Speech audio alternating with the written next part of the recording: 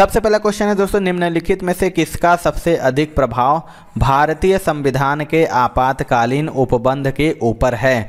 Most important question है, आपको बताना है इसका राइट आंसर क्या होगा।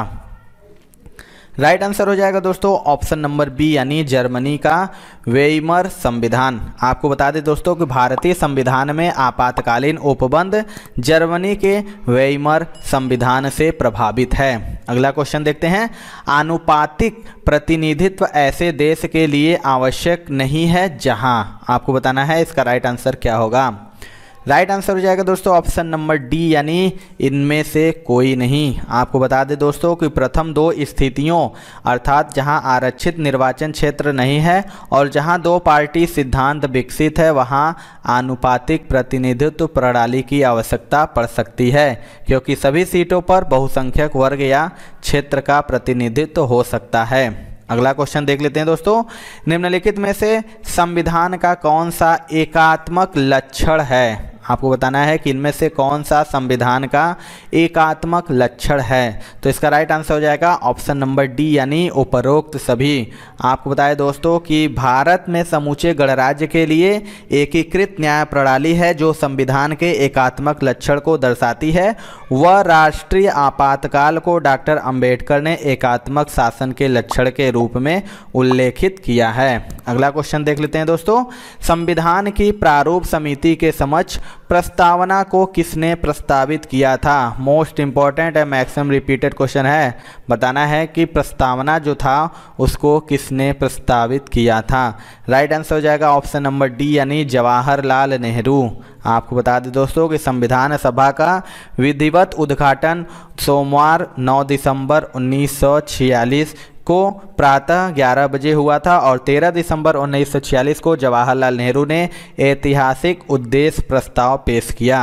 अगला क्वेश्चन देख लेते हैं दोस्तों, प्रस्तावना में उपयोग किए गए शब्द समाजवाद और धर्मनिरपेक्ष। आपको बताना है कि प्रस्तावना में उपयोग किए गए शब्द समाजवाद और धर्मनिरपेक्ष। इसका राइट आंसर हो जाएगा दोस्तों ऑप्शन नंबर सी, यानी 42वें संशोधन द्वारा जोड़े गए थे। आपको बता दें कि वर्ष 1976 में 42वें संविधान संशोधन द्वारा संविधान की प्रस्तावना में संपूर्ण प्रभुत्व संपन्न लोकतंत्रात्मक गणराज्य के स्थान पर संपूर्ण प्रभुत्व संपन्न समाजवादी पंथनिरपेक्ष लोकतंत्रात्मक गणराज्य शब्द जोड़े गए। आगे देख लेते हैं दोस्तों, तो निम्नलिखित में से कौन भारत को एक धर्मनिरपेक्ष राज्य बताता है। मोस्ट इंपॉर्टेंट ये भी क्वेश्चन है। आपको बताना है कि इनमें कौन भारत को एक धर्मनिरपेक्ष राज्य बताता है। राइट आंसर हो जाएगा दोस्तों ऑप्शन नंबर डी, यानी संविधान की प्रस्तावना। आपको बता दें कि संविधान की प्रस्तावना में भारत को एक प्रभुत्व संपन्न समाजवादी पंथनिरपेक्ष तथा लोकतांत्रिक गणराज्य घोषित किया गया है। अगला क्वेश्चन देख लेते हैं दोस्तों, भारतीय संविधान की मुख्य प्रस्तावना है। इसको बताना है कि जो भारतीय संविधान की मुख्य प्रस्तावना इनमें से कौन है। तो इसका राइट आंसर हो जाएगा दोस्तों ऑप्शन नंबर बी, यानी विचार विश्वास धर्म अभिव्यक्ति। भारतीय संविधान की प्रस्तावना में भारत को संपूर्ण प्रभुत्व संपन्न समाजवादी पंथनिरपेक्ष लोकतंत्रात्मक गणराज्य बनाने के लिए तथा उसके समस्त नागरिकों को सामाजिक आर्थिक और राजनैतिक न्याय विचार अभिव्यक्ति विश्वास धर्म और उपासना की स्वतंत्रता प्रदान करने की बात कही गई है। और बात करें दोस्तों, आस्था और पूजा शब्द का प्रयोग प्रस्तावना में नहीं किया गया है। अगला क्वेश्चन देख लेते हैं दोस्तों, निम्न में से कौन सा भारतीय संविधान का प्रस्तावना का एक भाग नहीं है। आपको बताना है इनमें से कौन भारतीय संविधान की प्रस्तावना का एक भाग नहीं है। तो राइट आंसर हो जाएगा दोस्तों ऑप्शन नंबर डी, यानी फेडरलिज्म। आपको बता दें कि संघवाद यानी फेडरलिज्म भारतीय संविधान की प्रस्तावना का भाग नहीं है, जबकि धर्मनिरपेक्षता समाजवाद प्रजातांत्रिक गणराज्य प्रस्तावना के भाग हैं। अगला क्वेश्चन देखते हैं दोस्तों, प्रस्तावना का वह प्रावधान जो सभी वयस्क नागरिकों को मतदान का अधिकार प्रदान करता है क्या कहलाता है। मोस्ट इंपॉर्टेंट ये क्वेश्चन है। आपको बताना है कि वयस्क नागरिकों को मतदान का अधिकार प्रदान करता है वह क्या कहलाता है? इसका राइट आंसर हो जाएगा ऑप्शन नंबर बी यानी प्रजातंत्र, डेमोक्रेसी। बता दें कि संविधान की प्रस्तावना में हम भारत के लोग द्वारा संपूर्ण प्रभुत्व संपन्न समाजवादी पंथनिरपेक्ष लोकतंत्रात्मक गणराज्य बनाने का संकल्प व्यक्त किया गया है और वयस्क नागरिकों को मतदान के अधिकार से ही प्रजातांत्रिक व्यवस्था सृजित होती है, अतः यह प्रजातंत्र का अनिवार्य लक्षण है। अगला क्वेश्चन देख लेते हैं, संविधान के उद्देशिका में क्या वर्णित है? आपको बताना है कि जो संविधान की उद्देशिका है उसमें क्या वर्णित है। इसका राइट आंसर हो जाएगा ऑप्शन नंबर बी यानी समाजवादी पंथनिरपेक्ष लोकतंत्रात्मक गणराज्य। संविधान की उद्देशिका यानी प्रस्तावना को जवाहरलाल नेहरू ने प्रस्तुत किया था। इसमें समाजवादी पंथनिरपेक्ष लोकतंत्रात्मक गणराज्य बनाने के लिए वर्णित है और मूल संविधान में समाजवादी पंथनिरपेक्ष नहीं था। इसे सर्वप्रथम 42वें संविधान संशोधन 1976 द्वारा प्रस्तावना में जोड़ा गया था। अगला क्वेश्चन देख लेते हैं, भारतवर्ष में एक बलशाली केंद्र के साथ संघीय पद्धति की धारणा कहाँ से ली है? मोस्ट इंपॉर्टेंट क्वेश्चन है, आपको बताना है जो संघीय पद्धति की धारणा भारत में कहाँ से ली है। राइट आंसर हो जाएगा ऑप्शन नंबर बी यानी कनाडा से। बता दें कि भारतवर्ष में एक बलशाली केंद्र के साथ संघीय पद्धति की धारणा जिसमें संघ एवं राज्यों के मध्य संबंध का उपबंध है, कनाडा के संविधान से लिया गया है। अगला क्वेश्चन देखते हैं दोस्तों, निम्नलिखित में से कौन सी एक विशिष्टता संविधान निर्माताओं के द्वारा संयुक्त राज्य अमेरिका के संविधान से ली गई है? मोस्ट इंपॉर्टेंट ये भी है, आपको बताना है कि संविधान जो संयुक्त राज्य अमेरिका के संविधान से विशिष्ट संविधान निर्माताओं द्वारा क्या ली गई है। तो इसका जो राइट आंसर हो जाएगा दोस्तों ऑप्शन नंबर डी हो जाएगा यानी उपरोक्त सभी। आपको बता दें कि उपबंधों के साथ संविधान की सर्वोच्चता, न्यायपालिका की स्वतंत्रता, निर्वाचित राष्ट्रपति एवं उस पर महाभियोग उपराष्ट्रपति का पद व राज्यसभा का पदेन सभापति बनाने और उच्चतम एवं उच्च न्यायालयों के न्यायाधीशों को हटाने का प्रावधान संयुक्त राज्य अमेरिका के संविधान पर आधारित है। अगला क्वेश्चन देखते हैं मित्रों, भारतीय प्रशासनिक ढांचा का मॉडल निम्नलिखित में से किस देश से लिया गया है? आपको बताना है कि जो भारतीय प्रशासनिक ढांचा का मॉडल है वह किस देश से लिया गया है। राइट आंसर हो जाएगा ऑप्शन नंबर बी यानी ग्रेट ब्रिटेन। बता दें कि भारतीय प्रशासनिक ढांचा का जो मॉडल है वो ग्रेट ब्रिटेन से लिया गया है और संयुक्त राज्य अमेरिका से मौलिक अधिकार, और रूस की बात करें दोस्तों तो इससे मौलिक कर्तव्य तथा कनाडा से संघीय शासन पद्धति को लिया गया है। अगला क्वेश्चन देखते हैं मित्रों, बिहार राष्ट्रभाषा परिषद घटना का गठन कब हुआ? आपको बताना है जो बिहार राष्ट्रभाषा परिषद यहाँ पे पटना रहेगा, बिहार राष्ट्रभाषा परिषद पटना का गठन कब हुआ? तो इसका राइट आंसर हो जाएगा दोस्तों ऑप्शन नंबर सी यानी 1950 ईस्वी में। बता दें कि बिहार राष्ट्रभाषा परिषद पटना का गठन जो 1950 ईस्वी में किया गया था और फादर कामिल बुल्के इसके संस्थापक सदस्य थे। अगला क्वेश्चन देखते हैं, भारत का संविधान भारत को कैसे वर्णित करता है? मोस्ट इंपॉर्टेंट ये भी क्वेश्चन है, आपको बताएं जो भारत का संविधान है वो भारत को इनमें से कैसे वर्णित करता है। राइट आंसर हो जाएगा दोस्तों ऑप्शन नंबर बी यानी राज्यों का संघ।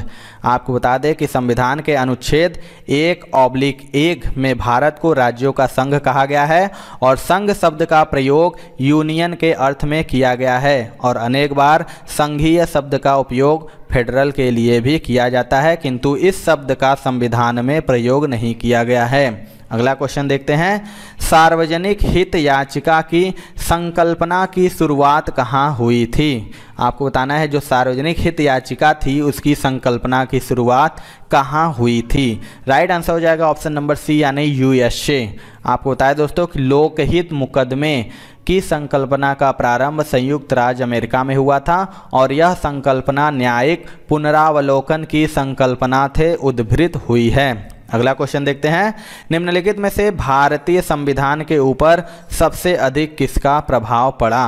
आपको बताएं जो भारतीय संविधान के ऊपर सबसे अधिक किसका प्रभाव पड़ा। इसका राइट आंसर हो जाएगा ऑप्शन नंबर ए यानी भारत सरकार अधिनियम 1935।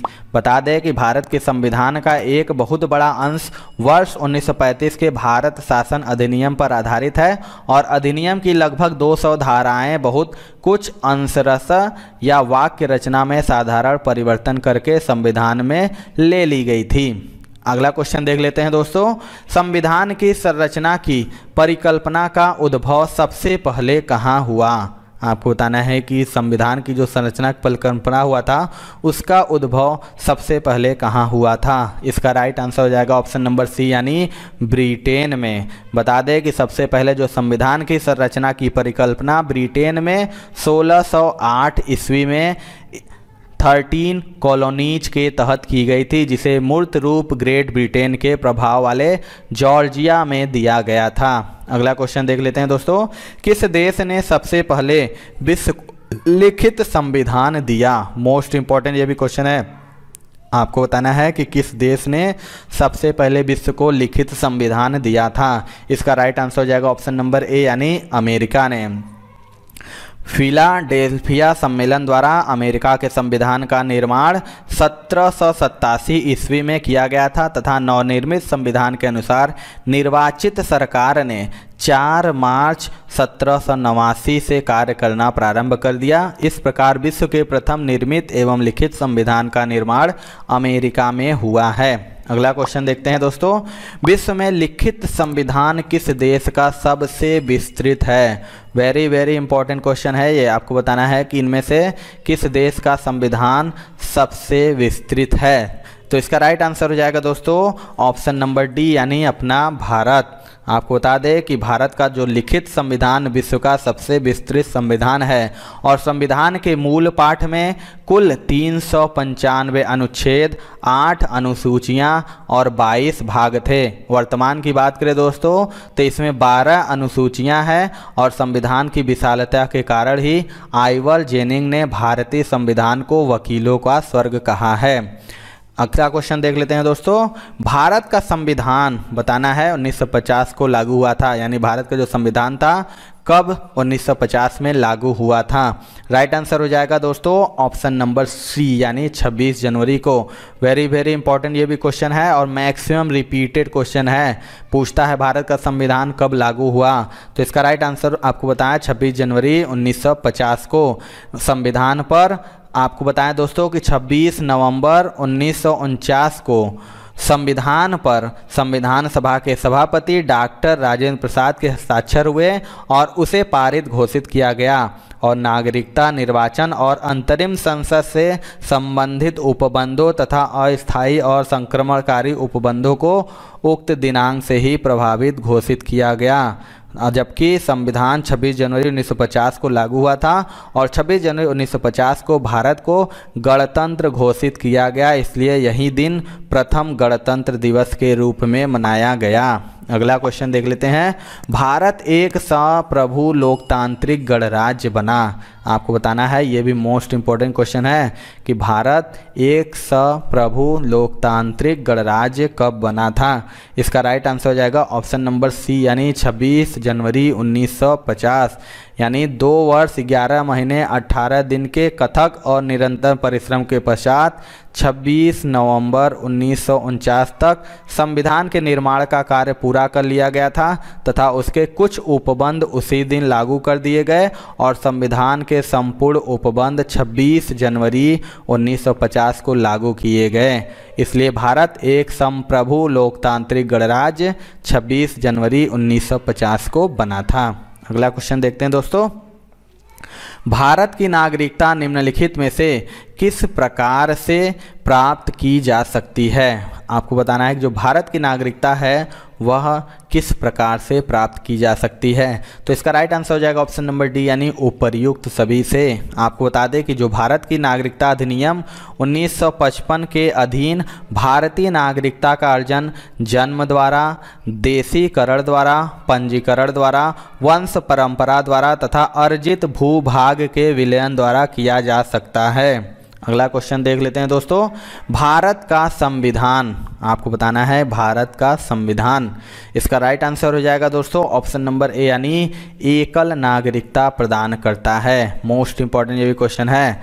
बता दें दोस्तों कि भारतीय संविधान भारतीयों अर्थात अपने नागरिकों को एकल नागरिकता प्रदान करता है और सामान्य तौर पर संघीय व्यवस्था में दोहरी नागरिकता में नागरिकों को संघ तथा इकाई की दोहरी नागरिकता प्राप्त होती है। अगला क्वेश्चन देख लेते हैं। भारतीय नागरिकता के लिए आवेदन करने से पहले किसी व्यक्ति के लिए न्यूनतम कितने समय तक भारत में रहना अनिवार्य है? Very very important, maximum repeated ये क्वेश्चन है कि भारत में नागरिकता के लिए आवेदन करने से पहले किसी व्यक्ति को कितने समय तक भारत में रहना अनिवार्य है? राइट आंसर हो जाएगा ऑप्शन नंबर बी, यानी 5 वर्ष तक। आपको बता दें दोस्तों कि भारत के संविधान के भाग 2 में अनुच्छेद 5 से 11 में नागरिकता संबंधी प्रावधान है और अनुच्छेद 11 के अनुसार संसद नागरिकता के अधिकार का विधि द्वारा विनियमन करती है। तो ये थी दोस्तों आज की वीडियो। आपको वीडियो कैसा लगा कमेंट सेक्शन में जरूर बताइएगा। वीडियो पसंद आया होगा दोस्तों तो एक लाइक जरूर कर दीजिएगा, क्योंकि आपके लाइक से ही हमें मोटिवेशन मिलता है कि आपको वीडियो पसंद आ रहा होगा। अगर हमारे चैनल पर नए हैं दोस्तों तो चैनल को जरूर सब्सक्राइब करके बेल आइकन दबा लीजिएगा। तो मिलते हैं दोस्तों अपने अगले वीडियो में, तब तक के लिए जय हिंद जय भारत।